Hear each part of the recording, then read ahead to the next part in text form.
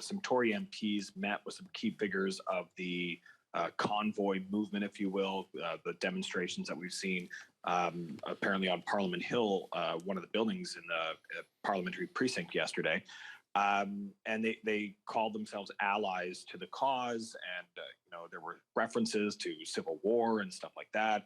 How do you respond to the meeting itself? And looking towards Canada Day, when convoy demonstrators are promising another day of action in the capital, do you have any concerns about security for Canada Day with another demonstration being planned? I want to respond to this question with a little bit of context. First of all, I meet with people that I disagree with regularly. It is something that we should do. We should hear from people that we don't agree with. And that's an important thing to do. Hearing different viewpoints, opposing viewpoints is a part of our democracy. And everyone should be open-minded enough to meet with someone that they don't agree with. General context. What I'm concerned about is when elected officials are supporting clearly false things.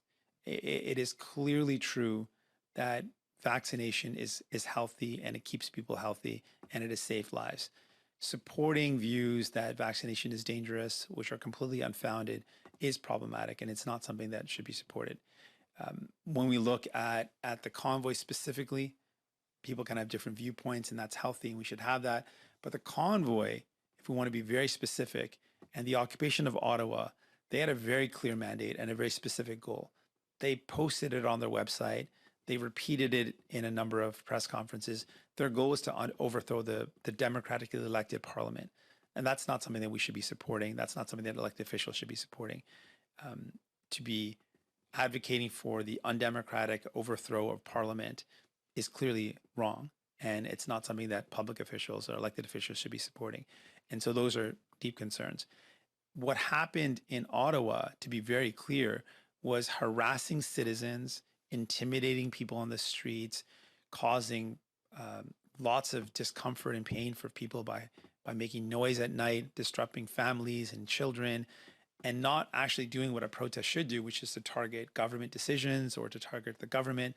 This was harassment of citizens, and it was wrong. And people were hurt by it. Small businesses were hurt by it. Families were hurt by it. So again, that's not something that should be supported by elected officials because it's harmful and it was hurtful to people.